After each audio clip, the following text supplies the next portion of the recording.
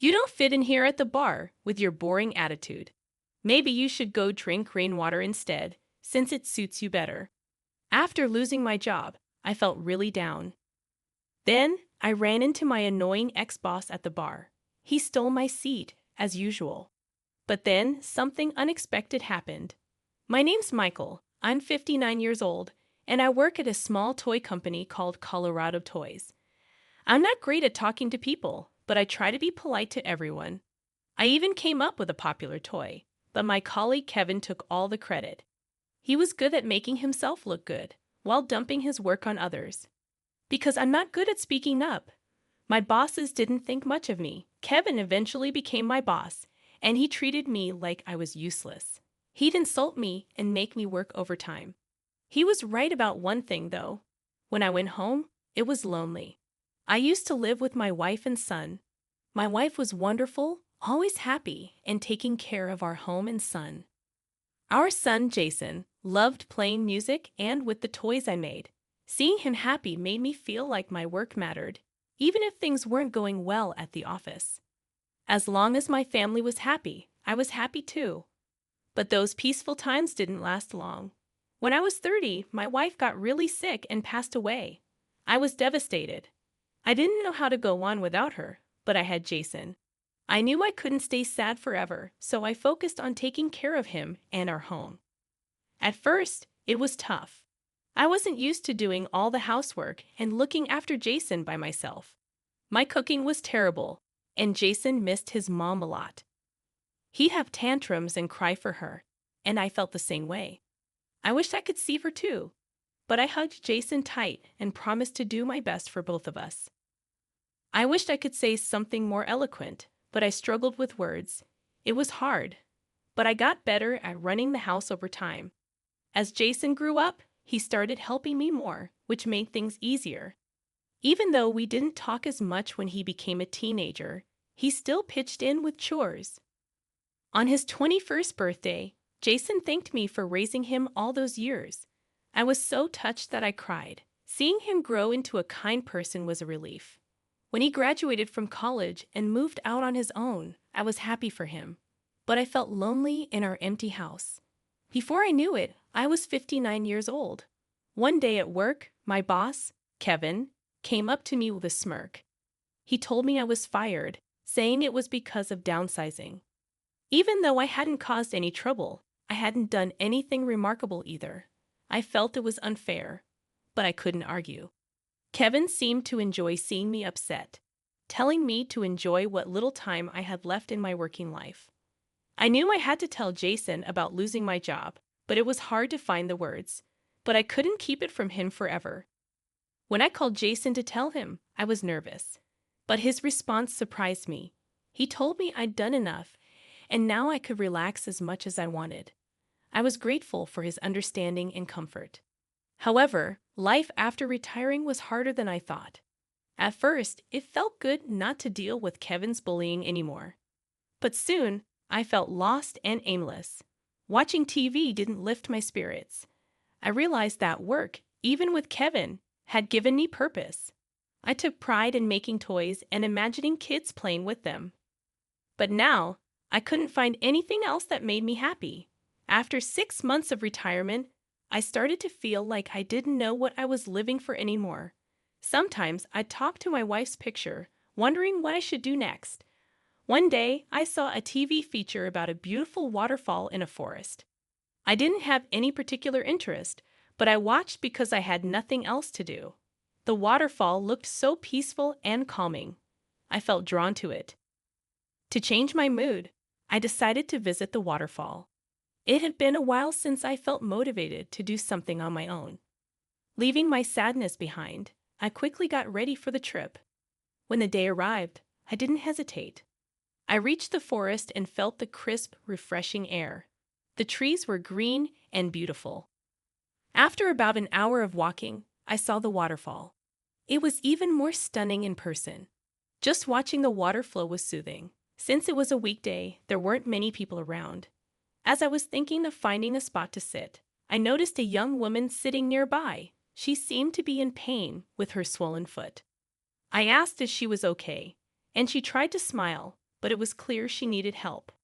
She had come to the forest by rental car, and it would be hard for her to walk back alone. I'd offered to take her to the hospital, and she seemed relieved. "So I can give you a lift?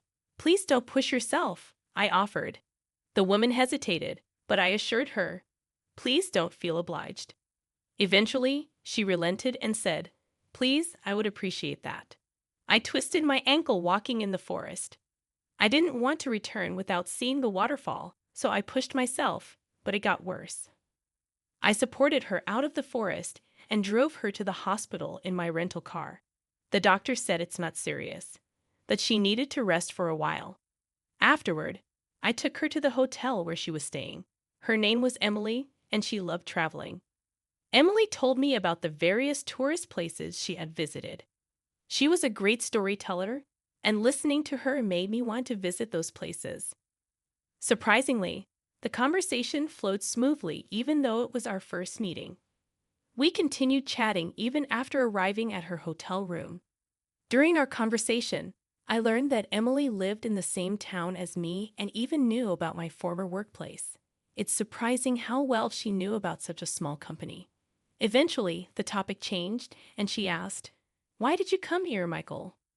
After some hesitation and wondering where to start, I ended up telling her everything from the beginning. "Well, actually, I got fired from my job." Despite it not being the kind of story you typically share with someone you just met, I said. Emily listened to it all. It turned out that she had also quit her job due to exhausting office relationships and understood my situation. Her love for travel began as a way to refresh herself by visiting different places around the country. "For all the hardship you faced, I'm sure good things are ahead in your life," she comforted me. Her empathy touched me deeply, and I was grateful. Despite the unexpected events, it turned out to be a heartwarming trip. After returning from the trip, I received a call from Jason. He invited me out, saying, "There's a great bar I know. How about we go for a drink?" It may be nosy of me, but I was worried you might have been feeling lonely, Dad. "Let's go out and have a good time. I have a lot to talk about too." Not nosy at all. "It's true that I've been living a lonely life lately," I admitted. I appreciated Jason's concern. Come to think of it, it had been a long time since Jason and I had a drink together. I think the last time was on his 21st birthday. The thought of drinking with my son after so long lifted my spirits, and I quickly agreed. Unfortunately, it was pouring rain on the day of our appointment. Still, the thought of seeing Jason made the rain seem less dreary. Bothered, I took the train and arrived at the designated bar. But Jason hadn't shown up yet. The place was bustling, and most seats were taken. Luckily, there was one empty seat near the entrance, so I took it. As I perused the menu, the bar door swung open. I glanced up and was shocked to see Kevin walk in. He noticed me too, initially looking surprised before his expression turned mocking. "Well, well, what a coincidence to see you here, enjoying life after getting fired," he said, taking a seat opposite me. My son is supposed to join me soon. I'm sorry, but could you please find another seat?" I requested. Kevin's eyes narrowed, and he waved dismissively, saying, "Why should I care? I want to drink here too. Besides, I'm a regular. I should be given priority." His demand seemed ridiculous, but Kevin persisted, insulting me further. Feeling uncomfortable and not wanting to cause a scene, I reluctantly decided to wait for another seat. As I stood up, the door opened again, and to my surprise, Jason walked in with Emily. "What a coincidence to meet here. This is amazing," I exclaimed, surprised. Emily, however, seemed unfazed. "Meeting you here isn't a coincidence. Jason and I know each other and have an important matter to discuss, so we came together," she explained. Bewildered by this turn of events, I sat back down as Emily confidently approached Kevin's table. Kevin demanded to know who she was, but Emily, undeterred, took a seat and declared that they should discuss matters then and there. Surprised by her assertiveness, I sat down as instructed. Emily then dropped a bombshell. She was the daughter of the president of Colorado Toys, the company I used to work for. Meeting her while traveling was a stroke of incredible luck.